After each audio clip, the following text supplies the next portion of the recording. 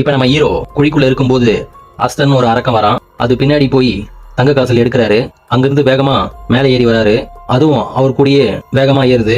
ஆனா hero speedo ஏறி மேல போய் டோரை மூடிடுறாரு. நம்ம ஹீரோவுக்கும் வயசாகிடுச்சு. அவரால் முன்ன மாதிரி ஏறி இறங்க முடியல. அதனால அவங்க பையனுக்கு பிராக்டிஸ் கொடுக்குறாரு. அவனும் பிராக்டிஸ் எடுக்கிறான். ஹீரோ அவங்க ஒய்ஃப் கிட்ட நாளைக்கு தும்பாட் போகணும்னு சொல்றாரு. அதனால பையனை ரெடியாக சொல்லு அப்படின்னு சொல்லிட்டு போறாரு. ஹீரோவோட ஒய்ஃபும் மாவு அரைச்சி கொடுக்குறாங்க. நம்ம ஹீரோவும் அவர் பையனும் கார்ல கிளம்பிட்டு தும்பாட் கிராமத்துக்கு போறாங்க. அந்த பையனும் சுத்தி எல்லா இடத்தையும் பார்த்து பயப்படுறான். மாவையும் அது கூட கல்லையும் சேர்த்துட்டு செய்ய சொல்றாரு. அப்பதான் அது சாப்பிட லேட் ஆகும் சொல்லிட்டு அதை தூக்கி போட்டுறாரு. இன்னைக்கு உனக்கு பயிற்சி மட்டும்தான் அப்படின்னு சொல்றாரு. இப்ப குழிக்குள்ள 2 பேரும் இறங்குறாங்க.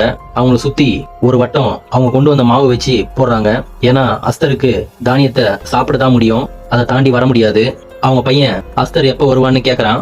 அவன் அந்த மாவு பொம்மைய பார்த்தாதான் வருவான், நம்ம தான் எடுத்துன்னு வரல அப்படின்னு சொல்றாரு. ஆனா அந்த பையன் அவங்க அப்பா கிட்ட, அப்பா நான் தெரியாம எடுத்துன்னு வந்துட்டேன்ப்பா அப்படின்னு சொல்றான்.